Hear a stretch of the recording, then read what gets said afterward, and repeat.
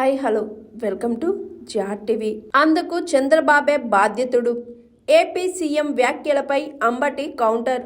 YCP ప్రభుత్వం అసమర్థతతో పోలవరం ప్రాజెక్టును నాశనం చేసిందని ఏపీ సీఎం చంద్రబాబు చేసిన వ్యాఖ్యలపై మాజీ మంత్రి వైసీపీ నేత అంబటి రాంబాబు విమర్శలు గుప్పించారు. 4 సార్లు ముఖ్యమంత్రిగా పనిచేసిన చంద్రబాబు అనేక అబద్ధాలు చెబుతున్నారని మండిపడ్డారు. తాడేపల్లిలోని వైసీపీ కేంద్ర కార్యాలయంలో అంబటి రాంబాబు మీడియాతో మాట్లాడారు.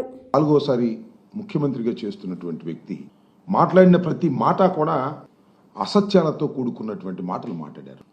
ఎందుకంటే నేను అద్యాంతం ఫాలో అయ్యాను. మాజీ ఇరిగేషన్ మంత్రిగా ఆ ప్రాజెక్టులో ఏం జరిగిందో నేను 2.5 సంవత్సరాల పాటు ప్రత్యక్షంగా చూశాను. అంతకు ముందు జరిగినటువంటి విషయాలను కూడా సమగ్రంగా తెలుసుకున్నాను. మళ్ళీ ఇప్పుడు జరుగుతున్న విషయాలను కూడా తెలుసుకునే ప్రయత్నం చేస్తున్నాను.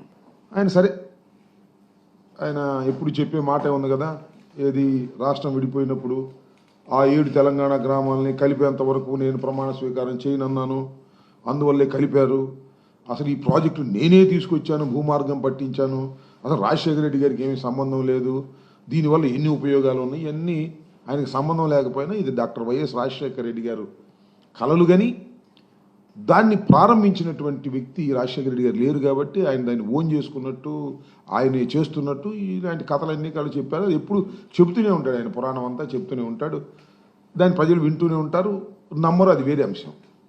ఇక్కడ విషయం ఏంటంటే 2014-19 వరకు రాత్రి పగులు పనిచేశారంట. ఎక్కడ రాత్రి పగులు పనిచేశారు అసలు మీరు? 2014లో రాష్ట్రం విడిపోయిన తర్వాత మీరు కొంతకాలం పనులు చేయలే, బేరసారాలు ఆడారు. కేంద్రం చేయవలసినటువంటి ప్రాజెక్టుని టోటల్గా కేంద్రం తీసుకోవాలి, కేంద్రమే ఖర్చు పెట్టాలి, కేంద్రమే చేయాలి, అలాంటి ప్రాజెక్టుని మీరొద్దు మేము చేస్తామని చెప్పి బతిమలాడి బామాలి తీసుకున్నారు మీరు. అది చరితాత్మకమైన తప్పిదం మీరు చేశారు.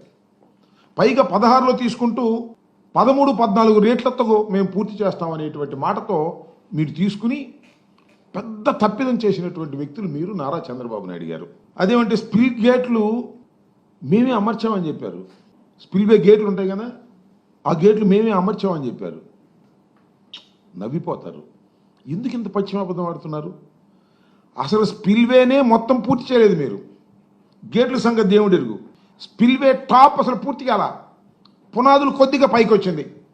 మేము వచ్చిన తర్వాత పునాదుల నుంచి పైకి తీసుకొచ్చి ఇప్పుడు చంద్రబాబు నాయుడు గారు వెళ్ళారే స్పిల్వే మీదుగా కార్లు వేసుకొని, దాన్ని మేము పూర్తి చేశాం.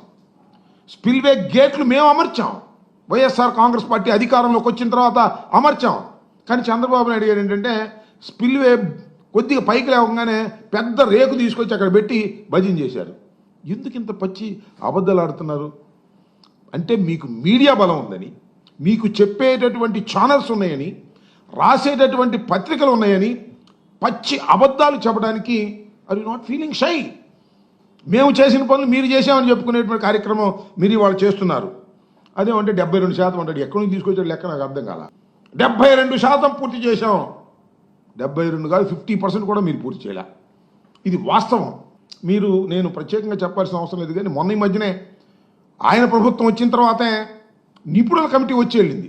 కెనడాకు సంబంధించిన వారిద్దరు, అమెరికాకు సంబంధించిన వారిద్దరు, ప్రపంచంలోనే ప్రాజెక్టుల మీద పెద్ద అవగాహన కలిగినటువంటి వ్యక్తులు వాళ్ళు వచ్చి పరిశీలించి చాలా స్పష్టంగా చెప్పారు ఇవన్నీ తప్పులు చేశారు. ఎవరు తప్పులు చేశారు? చంద్రబాబు నాయుడు గారు అధికారంలో ఉన్నప్పుడు 2014-19 మధ్యలోనే తప్పిదాలన్నీ జరిగాయని చెప్పారు. ఇంకో మాట అంటాడు చంద్రబాబు నాయుడు గారు, అబద్ధం, అసత్యం, అవలీలగా చెప్పగలిగినటువంటి సామర్థ్యత కలిగినటువంటి వ్యక్తి ఈ భారతదేశంలో ఎవరన్నా ఉన్నారంటే పొలిటీషియన్స్లో అది నారా చంద్రబాబు నాయుడు గారు అని చెప్పడంలో ఏ విధమైన సందేహం లేదు. ఏమంటాడు? అధికారంలోకి మేము వచ్చిన తర్వాత అంట కాంట్రాక్టర్ని మార్చేసామంట, కాంట్రాక్టర్లు మార్చేయటం వల్లనే డయాఫ్రమ్ వాల్ కొట్టుకుపోయిందట అనేక సార్లు చెప్పాను నేను. చంద్రబాబు నాయుడు గారు విన్నారు, అప్పుడు దేవినేని ఉమా గారు విన్నారు, ఇప్పుడు నిమ్మల రామానాయుడు గారు వింటున్నారు. డయాఫ్రమ్ వాల్ కొట్టుకుపోవడానికి గల కారణం ఏమిటి? Question mark. ఆలోచించమని మనం చేస్తున్నా. ఒకటే సింపుల్, కాఫర్ డ్యాములు కంప్లీట్ కాకుండా డయాఫ్రమ్ వాల్ వేశారు. అదేమంటే చంద్రబాబు నాయుడు గారు చెప్తున్నాడు డయాఫ్రమ్ వాల్ 414 రోజుల్లో పూర్తి చేశాం. ఏమి లాభం? సింగర్ అద్దంకి వెళ్ళి ఇచ్చాడన్నట్టుగా 414 రోజుల్లో నువ్వు పూర్తి చేస్తే ఏమి లాభం అంటారా? 414 రోజుల్లో పూర్తి చేయటము, 14 రోజుల్లో పూర్తి చేయటము కాదు. అక్కడ డయాఫ్రమ్ వెల్ వేసే ముందు గోదావరి నదిలో ప్రవాహాన్ని డైవర్ట్ చేసి 2 కాఫర్ డ్యాములు నిర్మించిన తరువాత మాత్రమే డయాఫ్రమ్ వాల్ వేయాలి. Is the protocol. దీన్ని భిన్నంగా డయాఫ్రమ్ వాల్ వేసేసి కాఫర్ డ్యాములు కంప్లీట్ చేయకోకుండా చేతులు ఎత్తేసి ఇవాళ మమ్మల్ని అంటారు ఏంటి? నాకు అర్థం కాలే. ఇవాళ వేస్తున్నారు డయాఫ్రమ్ వాల్ కొత్తది. నేను పోయినసారి చెప్పినట్టుగా ఒక మన సీజ్ ది షిప్ సందర్భంలో చెప్పే కదా, పెళ్ళి చెల్లికి జరగాలి మళ్ళీ మళ్ళీ అని. మళ్ళీ డయాఫ్రమ్ వాల్ మళ్ళీ ఇంకో డయాఫ్రమ్ వాల్ మా వాళ్ళు వేశారా?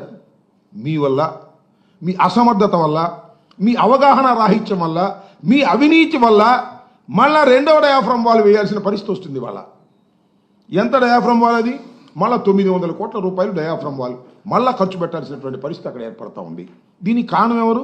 నారా చంద్రబాబు నాయుడు గారు కాదా? మళ్ళా చెప్తున్నా, డయాఫ్రమ్ వాల్ వేసే ముందు కాఫర్ డ్యాములు 2 కంప్లీట్ చేసిన తర్వాత మాత్రమే, నదిని డైవర్ట్ చేసిన తర్వాత మాత్రమే వెయ్యాలి.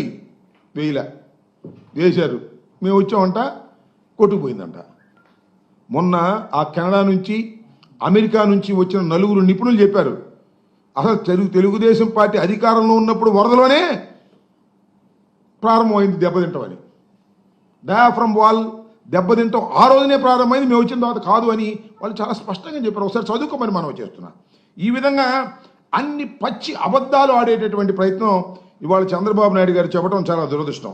ఇక్కడ ఒక మాట అన్నాడు, ఒక అసమర్థత, అవగాహన రాహిత్యం, అవినీతి, కుట్ర ఇవన్నీ కలిసి పోలవరాన్ని ఎంత నాశనం చేశాయో అంత నాశనం చేశారు. మేమంట ఒక అసమర్థత అంట, ఒక అవగాహన రాహిత్యం అంట. ఇది జగన్మోహన్ రెడ్డి గారి అంట, వైఎస్ఆర్ కాంగ్రెస్ పార్టీ ప్రభుత్వాన్ని అంట. నేను చెప్తున్నా, మీరు అసమర్థులు, మీకు అవగాహన రాహిత్యం, అవగాహన సరిగా లేదు. వెళ్ళడం రావడం, సోమవారం వెళ్ళడం రావడం, బిల్లులు చేసుకోవడం, డబ్బులుగా చేయటం. దేవినేని ఉమ గారు మీరు చేసింది అదేంటండి? చంద్రబాబు నాయుడు గారికి అవగాహన రాహిత్యం అంటారేంటి? చంద్రబాబు నాయుడు గారు అసమర్థత అంటారేంటి? ఆయన 40 సంవత్సరాలు సీనియరు, పైగా ఇప్పటికి 3వ సారి 4వ సారి ముఖ్యమంత్రి అంటారా అని అనుకుంటారు మీరు. నేను చెప్తున్నా, అసమర్థత కాకపోతే, అవగాహన రాహిత్యం కాకపోతే నదిని డైవర్ట్ చేయకోకుండా ఎవరైనా ఏ దేశంలో అయినా వేస్తారండి డయాఫ్రమ్ వాల్?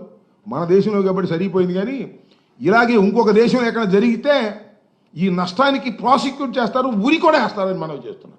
ఇంత దుర్మార్గంగా చేసి ఇవాళ జగన్మోహన్ రెడ్డి గారి మీద అధికారంలో లేవు కాబట్టి, మాకు పత్రికల్లో రాసే పత్రికలు తక్కువ ఉన్నాయి కాబట్టి, మీకు మీడియా బలం ఎక్కువ ఉంది కాబట్టి అబద్ధాలుగా పుంకాలుగా చెప్పి జనాన్ని నమ్మించాలనేటువంటి ప్రయత్నం చేయటం చాలా దురదృష్టకరమని కూడా ఈ సందర్భంగా నేను మనవి చేస్తున్నా. Hi, this is Swathi. Like చేయండి, షేర్ చేయండి, కమెంట్ చేయండి అండ్ సబ్స్క్రైబ్ చేయండి GR TV. Hi, this is Monica. Please like, share and subscribe GR TV.